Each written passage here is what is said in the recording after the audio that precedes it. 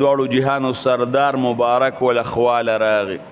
چې راغی د عبدالله لږ وخت بس وفات ته پاتې دی امام الانبیا چې وکتل چې عبدالله وفات کېږي او د انسان نه چې ساه خیږي نو د هغه دا سر یا د مور په غېږ کې پروت دی او یا د پلار په غېږ کې پروت دی نن د یو مسافر د کور نه د راشړلې د عبدالله سر په ځمکه باندې پروت دی نه پلار شته چې سر ورله په غېږ کې کېدی نه مور شته چې سر ورله په غېږ کې کېدی دی بچا ته فریاد کوي د دواړو جهانو سردار مبارک په ځمکه باندې ورته کېناسته او پر لتې وغځو او د عبدالله سر یې د ځمکې نه راوچت که او هغه د عبدالله سر امام الانبیا په خپل پتون باندې کېښود د دواړو جهانو سردار مبارک چې کم ځای کې خښ دی